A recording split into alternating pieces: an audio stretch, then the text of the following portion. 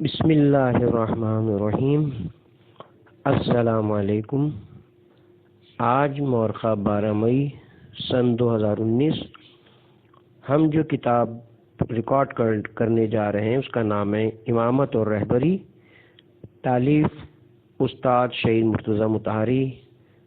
ترجمہ سید احتشام عباس زیدی صاحب، ناشر دارالثقلین۔ ای mail address ہے contact@darusthaqlain.com contact@darusthaqlain.com۔ تاریخ اشاعت رمضان 1434 ہجری، جولائی 2013۔ کتاب کے کل صفحات ہیں 192۔ یہ کتاب آپ کی خدمت میں کاشانۂ بصیرت آڈیو بک سیکشن کی جانب سے پیش کی جا رہی ہے۔ مزید کتابوں کی ریکارڈنگ حاصل کرنے کے لیے آپ ہمارے اس نمبر پر رابطہ کر سکتے ہیں 0346276765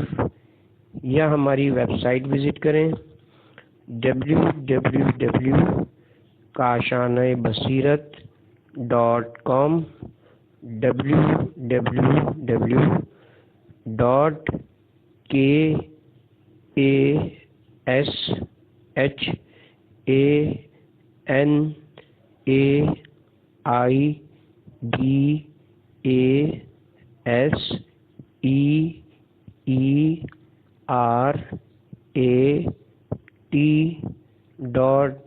kashanebaseerat.com۔ اب ہم کتاب کا پارٹ 1 پڑھیں گے۔ فہرست: عرض ناشر پیج نمبر 7، بعنوان مقدمہ پیج نمبر 9، کتاب خلافت و ولایت کا مقدمہ پیج نمبر 10، پہلی بحث امامت کے معنی و مراتب پیج نمبر 19، امام کے معنی پیج نمبر 21، رسول اکرم صلی اللہ علیہ وسلم کی حیثیت پیج نمبر 22، امامت معاشرے کی حاکمیت کے معنی میں پیج نمبر 25، امامت دینی مرجعیت کے معنی میں پیج نمبر 27، امامت ولایت کے معنی میں پیج نمبر 30، امامت کے بارے میں ایک حدیث پیج نمبر 34، امامت قرآن کی روشنی میں پیج نمبر 37، دوسری بحث امامت اور تبلیغ دین پیج نمبر 41، غلط روش پیج نمبر 42، حکومت امامت کی ایک فرع پیج نمبر 45، امام دین کو بیان کرنے میں پیغمبر کا جانشین پیج نمبر 46، حدیث ثقلین اور عصمت ائمہ علیہ السلام پیج نمبر 48، حدیثیں نہ لکھی جائیں پیج نمبر 51، قیاس کی پناہ پیج نمبر 53، قیاس اور شیعوں کا نظریہ پیج نمبر 55، معصوم کی موجودگی میں انتخابات کی گنجائش ہی نہیں پیج نمبر 55، روحانی و معنوی ولایت پیج نمبر 57، حدیث ثقلین کی اہمیت پیج نمبر 58، حدیث غدیر پیج نمبر 60، تیسری بحث مسئلہ امامت کی کلامی تحقیق پیج نمبر 63، امامت کی تعریف پیج نمبر 66، امامت کے بارے میں شیعہ عقلی دلیل پیج نمبر 67،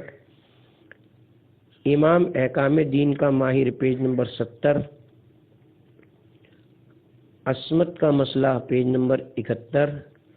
نص اور تعین کا مسئلہ پیج نمبر 72، رسول اکرم کی جانب سے علی کی امامت پر نصوص کی تحقیق پیج نمبر 76، دعوت ذوالشیرہ پیج نمبر 78، ایک سردار قبیلہ کی پیغمبر اکرم سے ملاقات پیج نمبر 79، حدیث غدیر اور اس کا متواتر ہونا پیج نمبر 80، حدیث منزلت پیج نمبر 82، سوال و جواب پیج نمبر 85، چوتھی بحث اور مسئلہ امامت پیج نمبر 89، آیت الیوم یس الذین کی تحقیق پیج نمبر 91، اکمال اور اتمام کا فرق پیج نمبر 93، الیوم سے مراد کون سا روز پیج نمبر 95، الیوم سے متعلق مختلف نظریات پیج نمبر 96، شیعوں کا بیان پیج نمبر 102، محکمات اور متشابہات پیج نمبر 106، سوال و جواب پیج نمبر 110، پانچویں بحث امامت قرآن کی روشنی میں پیج نمبر 121، اہل بیت سے متعلق آیات کا خاص انداز پیج نمبر 123، آیت تطہیر پیج نمبر 124، دوسرا نمونہ پیج نمبر 127، تاریخی مثالیں پیج نمبر 131، آیت انما ولیکم اللہ پیج نمبر 132، عرفہ کی باتیں پیج نمبر 133، امامت شیعوں کے ہاں نبوت سے ملتا جلتا مفہوم پیج نمبر 134، امامت ابراہیم کی ذریت میں پیج نمبر 135، ابراہیم مارز آزمائش میں پیج نمبر 136، حجاز کی جانب ہجرت کا حکم پیج نمبر 136، بیٹے کو ذبح کر دو پیج نمبر 137، امامت خدا کا عہد پیج نمبر 140، دوسری آیت پیج نمبر 141، ظالم سے کیا مراد ہے پیج نمبر 141، سوال و جواب پیج نمبر 143، چھٹی بحث امامت ائمہ اطہار کی نگاہ میں پیج نمبر 155، انسان پیج نمبر 157، پہلا انسان قرآن کی نظر میں پیج نمبر 158، امام جعفر صادق علیہ السلام سے ایک روایت پیج نمبر 164، زید بن علی اور مسئلہ امامت پیج نمبر 166، حضرت امام صادق علیہ السلام سے دو اور حدیثیں پیج نمبر 169، حضرت امام رضا سے ایک روایت پیج نمبر 169، نتیجہ پیج نمبر 174، یادداشتیں بقلم استاد شہید پیج نمبر 170، نوٹس کا انتخاب پیج نمبر 178، امامت اور جدلی منطق پیج نمبر 178، امامت حفظ دین پیج نمبر 180، امامت رہبری پیج نمبر 182، امامت ائمہ اطہار علیہ السلام حدیث ثقلین پیج نمبر 183، امامت حدیث ثقلین پیج نمبر 186۔ بسم اللہ الرحمن الرحیم۔ عرض ناشر، امامت و رہبری استاد شہید مرتضی مطہری کے نادر خیالات کا ایک اور مجموعہ آپ کے ہاتھوں میں ہے۔ امامت وہ موضوع ہے جس پر شاید سب سے زیادہ گفتگو کی جاتی ہے۔ کبھی یہ ایسا موضوع لگتا ہے کہ جس کا تعلق صرف خدا اور ائمہ سے ہے اور عام انسان صرف مدح سرائی اور قصیدہ خوانی کرتا نظر آتا ہے،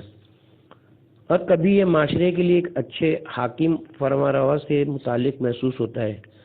لیکن شہید مطہری نے جس انداز سے اس منصب الہی کی جہاد اور جوانی پر بات کی ہے وہ اپنی مثال آپ ہے اور یہ شہیدی کا خاصہ ہے۔ واقعاً راہ عمل کا متلاشی شہید کے اظہارات جو مختلف موضوعات مثلا توحید، عدل، نبوت، امامت، خاتمیت، آزادی سے متعلق ہیں، پڑھے تو پڑھتا ہی چلا جاتا ہے، ذہن کی گرہیں کھلتی چلی جاتی ہیں، فکری الجھنیں سلجھتی چلی جاتی ہیں، اور سند و استدلال کا یہ عالم ہے کہ امام خمینی کے مطابق مجھے کسی ایسے شخص کا علم نہیں جس کے بارے میں کہہ سکوں کہ اس کے آثار تحریر و تقریر بغیر کسی استثناء کے ٹھیک ہوں،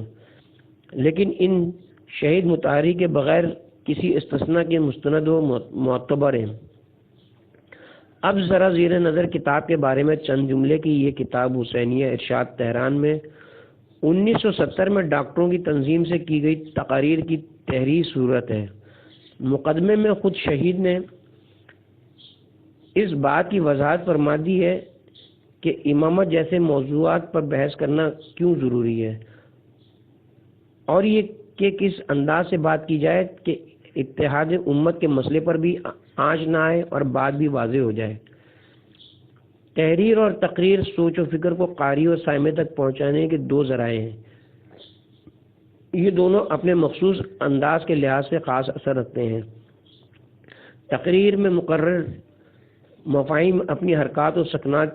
چشم و ابروں کی جنبش سے بھی واضح کرتا ہے، جبکہ تحریر اس سہولت سے محروم ہے۔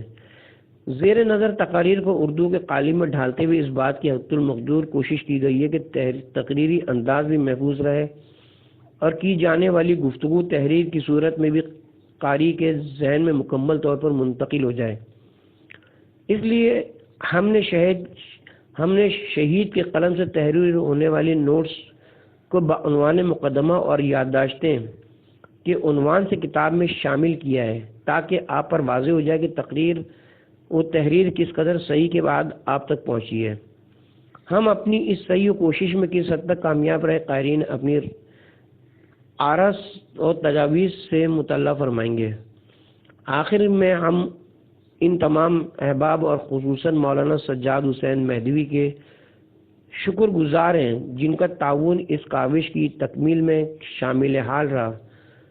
خداوند عز و جل ان تمام کی توفیقات میں اضافہ فرمائے۔ ادارہ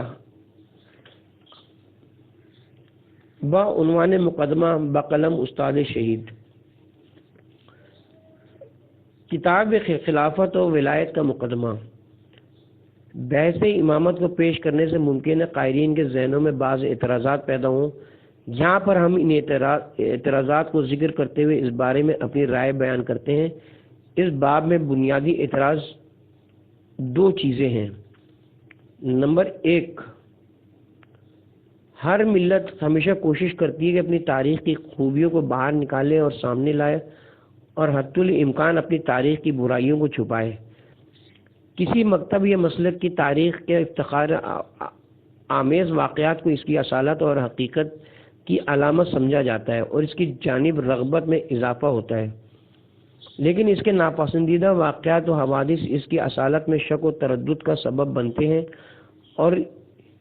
انہیں اس کی تخلیقی صلاحیت میں کمزوری کی علامت سمجھا جاتا ہے۔ خلافت و امامت اور صدر اسلام کے ناگوار حوادث کی بحث اور ان ناپسندیدہ حوادث کو بار بار دہرانا، خصوصاً دور حاضر میں جبکہ نسل نو دینی اعتبار سے نفسیاتی بحران میں مبتلا ہے، اسلام پر ان کے ایمان و اعتقاد اور دلچسپی کو کم کرتا ہے۔ ماضی میں ممکن ہے کہ یہ بحثیں اچھا اثر ڈالتی ہوں اور اسلام کی شاخ سے دوسری شاخ کی توجہ کو مبذول کراتی ہوں، لیکن عصر حاضر میں ان کا ذکر کرنا اور انہیں پیش کرنا خود جڑ اور بنیاد کے بارے میں افکار کو کمزور اور متزلزل کر دیتی ہیں۔ آخر کیوں دوسرے لوگ ہمیشہ اپنی تاریخ کی برائیوں کو چھپانے کی کوشش میں رہتے ہیں اور اس کے برعکس ہم مسلمانوں کی پوری کوشش یہ ہوتی ہے کہ انہیں دہرائیں اور بسا اوقات انہیں اصل سے بھی زیادہ بڑھا چڑھا کر پیش کریں۔ ہم مذکورہ بالا رائے کی حمایت نہیں کر سکتے ہیں۔ ہم اس بات کی تصدیق کرتے ہیں کہ اگر تاریخ پر تنقید صرف ناگوار حوادث کو دہرانے اور ان کو پیش کرنے کی صورت میں ہو تو اس کا اثر وہی ہوگا جو اوپر بیان کیا گیا، لیکن اگر دوسری جانب صرف افتخار آمیز واقعات ہی کو بیان کرنے پر اتفاق کیا جائے اور ناگوار حوادث چھپائے جائیں تو یہ تاریخ پر تنقید نہیں بلکہ تاریخ کی تحریف ہے۔ بنیادی طور پر کون سی ایسی تاریخ ہے جو برے اور ناگوار حوادث سے مبرہ ہو؟ ہر قوم اور بنیادی طور پر پوری انسانیت کی تاریخ برائیوں اور خوبیوں کا ایک مجموعہ ہے اور اس کے علاوہ کچھ اور ہو بھی نہیں سکتا۔ خدا نے کسی بھی قوم و ملت کو فرشتوں کی سیرت پر گناہوں سے منزہ کر کے خلق نہیں کیا ہے۔ خوبی اور برائی کے لحاظ سے اقوام و ملل کی تاریخ میں فرق اس بات میں نہیں کہ ایک قوم پورے طور پر خوبیوں اور دوسری قوم پورے طور پر برائیوں پر مشتمل ہو، بلکہ خوبیوں اور برائیوں کے درمیان نسبت اور تناسب میں ہے۔ قرآن کریم نے اس حقیقت کو کہ انسان برائیوں اور خوبیوں کا مجموعہ ہے ایک لطیف انداز میں بیان کیا۔ اس کا خلاصہ یہ کہ خدا نے فرشتوں کو بتایا کہ میں جانشین آدم خلق کرنا چاہتا ہوں۔ فرشتے جو کہ اس ذات کے صرف تاریک پہلوؤں سے واقف تھے، انہوں نے حیرت کے ساتھ اس کام کی حکمت کے بارے میں پوچھا۔ ان کے جواب میں کہا گیا کہ میں اس ذات کے وجود میں ایسی روشنی اور خوبصورتی کو دیکھ رہا ہوں جسے تم نہیں جانتے۔ سورہ بقرہ آیت نمبر 30۔ اگر نسبت کو مد نظر رکھا جائے تو تاریخ اسلام خوبیوں اور انسانی و ایمانی جلووں کی زیادتی کے اعتبار سے بے مثال ہے۔ یہ تاریخ لبریز ہے، عظمتوں سے بھرپور ہے، خوبیوں اور روشنیوں سے، انسانی تجلیوں سے پر ہے۔ بعض دھبوں کا وجود اس خوبصورتی اور جمال و شکوہ و جلال کو کم نہیں کرتا۔ کوئی ملت یہ دعویٰ نہیں کر سکتے کہ اس کی تاریخ کی خوبصورتی اسلام سے زیادہ ہے اور تاریخ اسلام کی برائیوں اس کی تاریخ کی برائیوں سے زیادہ ہے۔ ایک یہودی خلافت کے معاملے میں صدر اسلام میں پیش آنے والے ناگوار حوادث پر امیر المومنین کو زج کرنے کے لیے کہنے لگا، تم نے ابھی اپنے نبی کو دفن بھی نہیں کیا تھا کہ ان کے بارے میں اختلاف شروع کر دیا۔ اور کیا خوب جواب دیا حضرت علی نے فرمایا، ہم نے ان کے بارے میں اختلاف نہیں کیا بلکہ ان کے بعد جانشینی کے سلسلے میں اختلاف ہوا، مگر تم تو وہ ہو کہ جو ابھی دریائے نیل سے نکل کے تمہارے پیر خشک بھی نہیں ہوتے کہ اپنے نبی سے کہنے لگے کہ ہمارے لیے بھی ایک ایسا خدا بنا دیجئے جسے ان لوگوں نے جیسے ان لوگوں کے خدا ہیں۔ تو موسیٰ نے کہا کہ بے شک تم ایک جاہل قوم ہو۔ نہج البلاغہ حکمت نمبر 317۔ یعنی ہمارا اختلاف توحید و نبوت کی قبولیت میں نہیں تھا، ہمارا اختلاف اس شکل میں تھا کہ آیا جس شخص کو حکم اسلام اور قرآن کے مطابق نبی کا جانشین ہونا ہے وہ معین اور طے شدہ شخص ہے، یا ایسا شخص ہے جسے خود عوام الناس جانشین کے طور پر انتخاب اور معین کرتے ہیں۔ لیکن تم یہودیوں نے اپنے نبی کی حیاتی میں ایسی بات کر دی جو بنیادی سے تمہارے دین اور تمہارے نبی کی تعلیمات کے برعکس تھی۔ ان سب سے قطع نظر اگر بالفرض عام حالات میں تاریخ کی برائیوں سے چشم پوشی کرنا جائز بھی ہو، لیکن جو باتیں مضمون اسلام اور اسلام کے بنیادی ترین مسئلے یعنی رہبریت سے مربوط ہوں اور اسلامی سوسائٹی کی تقدیر اس سے وابستہ ہو، کیسے جائز ہو سکتا ہے؟ ایسے مسئلے سے چشم پوشی اور غفلت مسلمانوں کی سعادت سے چشم پوشی اور غفلت کے حکم میں آتی ہے۔ علاوہ ازیں اگر تاریخ میں کہیں حقوق پامال ہوئے ہیں، خاص طور پر اگر وہ حقدار لوگ امت کے بافضیلت ترین افراد ہوں، تو تاریخی حقائق کے بیان سے چشم پوشی کا نام شمشیر ستم کے ساتھ زبان و قلم کے تعاون کے علاوہ کچھ اور نہیں رکھا جا سکتا۔ نمبر 2، دوسرا اعتراض یہ ہے کہ ان مسائل کو پیش کرنے اور ان پر بحث کرنے کی صورت میں اسلامی اتحاد کا کیا ہوگا؟ جو کچھ مسلمانوں کے ساتھ ہوا کہ ان کی شان و شوکت چھن گئی اور انہیں زیر دست اور غیر مسلم ملتوں میں کمزور بنا کر رکھ دیا گیا، وہ یہی فرقہ وارانہ اختلاف ہے، استعمار قدیم ہو یا استعمار جدید۔ ان کا بہترین ہتھیار پرانی دشمنیوں کی آگ کو بھڑکانا ہے۔ تمام اسلامی ممالک میں بغیر کسی استثناء کے استعمار کا ہتھیار دین اور اسلام کے لیے ہمدردی کے نام پر مسلمانوں کے درمیان تفرقہ اندازی ہے، جو کچھ اس طریقے سے ہم پر گزر چکا ہے۔ کیا وہ کافی نہیں کہ دوبارہ اسی راہ پر چلتے چلے جائیں؟ آیا اس قسم کی بحثوں میں پڑھنا کیا استعماری اہداف میں تعاون نہیں ہے؟ جواب یہ ہے کہ بے شک اتحاد و اتفاق مسلمانوں کی اہم ترین ضرورت ہے، اور دنیا اسلام کا بنیادی مسئلہ یہی مسلمانوں کے درمیان موجود قدیم دشمنیاں ہیں۔ دشمن بھی ہمیشہ اسی سے فائدہ اٹھاتا ہے، لیکن ایسا معلوم ہوتا ہے کہ اعتراض کنندہ کو اسلامی اتحاد کے مفہوم کو سمجھنے میں اشتباہ ہوا ہے۔ آخری 100 برسوں میں اسلام کے با ایمان اور روشن فکر علماء و فضلاء کے درمیان اسلامی اعتقادی اصولوں سے چشم پوشی کر لیں، روشن فکر علماء و فضلاء کے درمیان اس اتحاد کا جو مفہوم مد نظر ہے وہ یہ نہیں کہ اسلامی اتحاد کے لیے اسلامی فرقے اپنے اعتقادی یا غیر اعتقادی اصولوں سے چشم پوشی کر لیں اور تمام فرقوں کے مشترکات کو لے لیں اور سب کے مختصات کو ترک کر دیں، کیونکہ یہ کام نہ منطقی ہے اور نہ ہی قابل عمل۔ کس طرح ممکن ہے کہ ایک مذہب کے پیروکاروں سے تقاضا کیا جائے کہ وہ اسلام اور مسلمانوں کے اتحاد کی حفاظت کی خاطر اپنے فلاں اعتقادی یا عملی اصول سے، جسے وہ بہرحال اپنی نظر میں اسلام کا حصہ سمجھتے ہیں، صرف نظر کر لیں، گویا کہ اس سے یہ چاہیں کہ وہ اسلام کے نام پر اسلام کے ایک جز سے چشم پوشی کر لیں۔ کسی گروہ کو ایک مذہبی اصول کا پابند بنانے یا اس کو اس سے متنفر کرنے کے راستے کچھ اور ہیں، اور ان میں سے طبیعی ترین راستہ منطق و برہان ہے۔ خواہش اور منتیں کر کے یا مصلحت کے نام پر نہ کسی قوم کو کسی اصول پر ایمان لانے پر قائل کیا جا سکتا ہے اور نہ ایمان کو اس سے چھڑایا جا سکتا ہے۔ ہم خود شیعہ ہیں اور اہل بیت علیہم السلام کی پیروی کا افتخار ہمیں حاصل ہے۔ ہم کسی معمولی سی چیز، حتیٰ کہ کسی چھوٹے سے مستحب یا مکروہ کے لیے بھی سودے بازی کے قائل نہیں ہیں، نہ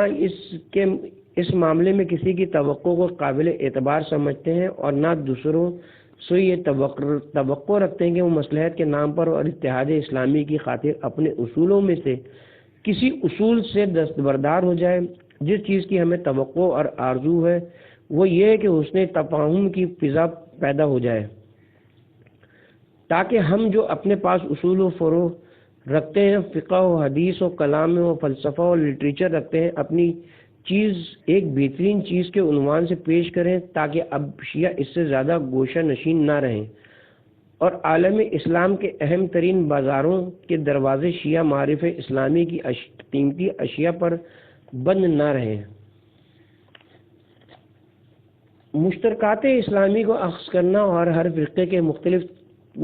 مختصات کو ترک کر دینا ایک قسم کا خرق اجماع مرکب ہے، اور اس کا نتیجہ قطعی طور پر وہ ہے جو حقیقی اسلام نہیں ہے، کیونکہ آخرکار کسی ایک فرقے کے مختصات خود اسلام کا جز ہیں، اور ایسا اسلام جو ان مشخصات، میمزات اور مختصات سے خالی ہو عالم وجود میں ہی نہیں ہے۔ ان سب سے قطع نظر اتحاد اسلامی کی عظیم فکر کا خیال پیش کرنے والے حضرات جو ہمارے دور میں شیعوں میں مرحوم آیت اللہ العظمیٰ بروجردی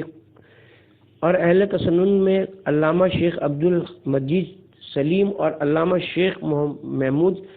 شلوت سر فہرست ہیں، ایسی کوئی تجویز ان کے ذہن میں نہیں تھی۔ جو چیز ان کی نظر میں تھی وہ یہ تھی کہ اسلامی فرقوں میں کلام و فقہ وغیرہ میں اختلافات کے باوجود ان کے درمیان جو زیادہ مشترکات ہیں، ان کے ذریعے سے اسلام کے خطرناک دشمن کے مقابلے میں ہاتھ دے سکتے ہیں اور ایک متحدہ محاذ بنا سکتے ہیں۔ یہ بزرگ حضرات اتحاد اسلامی کے نام پر اتحاد مذہب کے ہرگز قائل نہ تھے، جو ہرگز قابل عمل نہیں ہے۔ عام لوگوں کی زبان کے مطابق ایک جماعت اور ایک محاذ کے درمیان فرق ہے۔ ایک جماعت کا تقاضا ہوتا ہے کہ افراد، فکر، آئیڈیالوجی اور راہ و روش، اور مختصر یہ کہ تمام فکری خصوصیات کے حوالے سے سوائے ذاتی مسائل کے ایک رنگ اور ایک رخ پر ہوں۔ لیکن ایک محاذ کا مطلب یہ ہے کہ مختلف جماعتیں اور گروہ اپنے مسلک، آئیڈیالوجی اور راہ و روش میں اختلاف کے باوجود اپنے درمیان موجود مشترکات کی بنیاد پر مشترکہ دشمن کے مقابلے میں ایک محاذ میں صف بندی کر لیں۔ اور یہ بات بالکل واضح ہے کہ دشمن کے مقابلے میں ایک محاذ بنانا، ساتھ ہی اپنے مسلک کا دفاع کرنا اور دوسرے بھائیوں کے مکتب پر تنقید کرنا، اپنے ہم محاذ بھائیوں کو اپنے مسلک کی طرف دعوت دینا کسی بھی طرح منافات نہیں رکھتا۔ جس بات پر خصوصاً مرحوم آیت اللہ العظمیٰ بروجردی سوچ رہے تھے وہ یہ تھی کہ اہل سنت کے درمیان معرفت اہل بیت کو پھیلانے کے لیے فضا سازگار بنائیں۔ ان کا اعتقاد تھا کہ حسن تفاہم کی فضا پیدا کیے بغیر یہ کام ممکن نہیں ہے۔ مرحوم کو جو کامیابی اس حسن تفاہم کی وجہ سے خود مصریوں کے ہاتھوں مصر میں بعض شیعہ کتابوں کی چھپائی کے حوالے سے ملی، یہ شیعہ علماء کی اہم ترین کامیابیوں میں سے ایک ہے۔ بہرحال اتحاد اسلامی کی سوچ کی حمایت اس بات کا تقاضا نہیں کرتے کہ حق گوئی میں کوتاہی کی جائے۔ جو چیز پیدا نہیں ہونی چاہیے وہ یہ ہے کہ مخالف کے جذبات، تعصبات اور دشمنی کو برآمدہ نہیں کرنا چاہیے، لیکن علمی بحث و گفتگو کا تعلق عقل و منطق سے ہے، نہ کہ جذبات و احساسات سے۔ خوش قسمتی سے ہمارے دور میں شیعوں کے اندر بہت سے ایسے محقق پیدا ہو گئے ہیں جو اسی پسندیدہ روش کی پیروی کرتے ہیں۔ ان میں سر فہرست علامہ جلیل آیت اللہ سید شرف الدین عاملی اور علامہ کبیر آیت اللہ شیخ محمد حسین کاشف الغطا اور الغدیر جیسی عظیم کتاب کے مؤلف علامہ بزرگوار آیت اللہ شیخ عبد الحسین امینی کا نام لیا جا سکتا ہے۔ خود مولا متقیان علی علیہ السلام کی متروک اور فراموش شدہ قولی و عملی سیرت جو آپ کی زندگی کے مطالعے سے بالکل واضح ہے، اس حوالے سے بہترین درس ہے۔ علی علیہ السلام نے اپنے حق کے اظہار اور مطالبے سے اور اس کو چھیننے والوں کی شکایت سے کبھی گریز نہیں کیا، پوری صلاحیت کے ساتھ اظہار کیا اور اتحاد اسلامی کی خواہش کو اس میں رکاوٹ نہیں بننے دیا۔ نہج البلاغہ کے متعدد خطبے اس دعوے کا ثبوت ہیں۔ ان شکایتوں کے باوجود اجنبیوں کے مقابلے میں مسلمانوں کی جماعت سے خارج بھی نہیں ہوئے۔ وہ جمعہ اور جماعت میں شرکت کرتے، اس زمانے کی جنگوں کے مال غنیمت میں سے اپنا حصہ وصول کرتے، خلفاء کو نصیحت سے دریغ نہ فرماتے، مشورہ دیتے اور ناصحانہ رائے کا اظہار فرماتے تھے۔ ایرانیوں کے ساتھ مسلمانوں کی جنگ میں کہ جس میں خلیفہ وقت ذاتی طور پر شرکت کرنا چاہتے تھے، حضرت علی مشورہ دیتے ہیں نہیں، شرکت نہ کرو، کیونکہ جب تک تم مدینے میں ہو دشمن یہ سمجھے گا کہ اگر اس نے میدان جنگ میں موجود لشکر کو ختم کر دیا تو مرکز سے کمک پہنچ جائے گی، لیکن اگر ذاتی طور پر میدان میں چلے گئے تو وہ کہیں گے کہ ھذا اصل العرب، عرب کی جڑ اور بنیاد یہی ہے، اپنی پوری طاقت لگا دیں گے کہ تمہیں مار ڈالیں، اور اگر تمہیں مار ڈالا تو زیادہ حوصلے کے ساتھ مسلمانوں کے ساتھ جنگ لڑیں گے۔ نہج البلاغہ خطبہ نمبر 144۔ عملی طور پر علی کی یہی روش تھی۔ ایک طرف تو ذاتی طور پر کسی خلیفہ کی جانب سے کوئی عہدہ قبول نہ کیا، نہ کسی جنگ کی کمان کی، نہ کسی صوبے کی گورنری کی، نہ حاجیوں کی سربراہی اور نہ اس قسم کی کوئی اور چیز، کیونکہ ان میں سے کسی عہدے کی قبولیت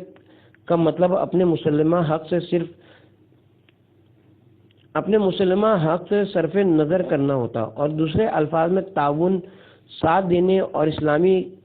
اتحاد کی حفاظت سے بڑھ کر ایک اور کام ہوتا ہے۔ لیکن کوئی عہدہ قبول نہ کرتے ہوئے اپنے نزدیکی افراد، رشتہ داروں اور ساتھیوں کی جانب سے ان عہدوں کی قبولیت میں رکاوٹ بھی نہیں بنتے تھے، کیونکہ ان کا قبول کرنا صرف تعاون کرنا اور ساتھ دینا ہے اور کسی بھی طرح سے خلافت کی حمایت نہیں سمجھا جا سکتا۔ حضرت علی کی سیرت اس معاملے میں بہت گہری اور اسلامی اہداف کی راہ میں آپ کے لافانی ہونے کی علامت ہے۔ جب دوسرے کاٹ رہے ہوتے ہیں تو وہ جوڑ رہے ہوتے تھے، دوسرے پھاڑ رہے ہوتے تھے اور وہ سی رہے ہوتے تھے۔ ابو سفیان نے موقع غنیمت جانا اور آپ کی ناراضگی کا فائدہ اٹھانا چاہا اور پیغمبر کی وصیت کے احترام اور خیر خواہی کی شکل میں پیغمبر کے وصی کے ذریعے پیغمبر سے اپنا انتقام لینے کا ارادہ کیا، لیکن علی کا دل اس بات سے کہیں زیادہ آگاہ تھا کہ ابو سفیان جیسے لوگوں کے فریب میں آ جائے۔ چنانچہ اس کی پیشکش کو مسترد کر دیا اور اسے اپنے آپ سے دور کر دیا۔ ہر دور میں ابو سفیان اور حی بن اخطب جیسے لوگ ہوتے ہیں۔ ہمارے دور میں بھی متعدد معاملات میں حی بن اخطب جیسے لوگوں کا ہاتھ واضح نظر آتا ہے۔ مسلمانوں اور خاص طور پر علی علیہ السلام کے شیعوں اور محبوں پر لازم ہے کہ آپ کی سیرت اور سنت کو اپنا نصب العین قرار دیں اور ابو سفیان اور حی بن اخطب جیسے لوگوں کے دھوکے میں نہ آئیں۔ یہ تھے اس قسم کی بحث کو چھیڑنے پر مخالفوں کے اعتراضات اور ہمارے جواب اور ہماری رائے۔ حیرت انگیز بات یہ کہ کچھ دوسرے لوگ ان اعتراضات کے بالکل برعکس اعتراض اور تنقید کرتے ہیں۔ ان لوگوں کا خیال یہ ہے کہ خلافت و امامت کا مسئلہ ایک سرگرمی اور تفریح بن کر رہ جائے، یعنی ہمیشہ اس موضوع پر بات ہوتی رہے لیکن کبھی اسے موضوع سخن نہ بنایا جائے، ہمیشہ نعروں کی صورت میں اور بار بار دہرائی جانے والی باتوں کی صورت میں باقی رہے اور کبھی بھی تحقیقی اور تعلیمی انداز میں اسے پیش نہ کیا جائے۔ جذبات و احساسات کو برانگیختہ اور مشتعل رکھے لیکن عقلوں کو کبھی بھی سیراب نہ کرے اور نہ تقویت دے۔ یہ وہی چیز ہے جو دشمن کی آرزو ہے، وگرنہ محققانہ انداز سے بحث کی جائے تو یہ کسی طور پر بھی سرگرمی اور تفریح نہیں بنے گی۔ یہ ادارہ مراد حسینی ارشاد ہے کسی بھی صورت میں اس بات کی جانب مائل نہیں ہے کہ خلافت و امامت کے بنیادی ترین موضوع کو معمول کے مطابق ایک سرگرمی قرار دے، اور اس بات پر ہرگز تیار نہیں ہے کہ اس کو محققانہ اور عالمانہ انداز سے پیش کرنے سے صرف نظر کرے اور اس کو عالمانہ، محققانہ اور منصفانہ انداز سے پیش کرنے کو اتحاد اسلامی کے نظریے کے منافی بھی نہیں سمجھتا۔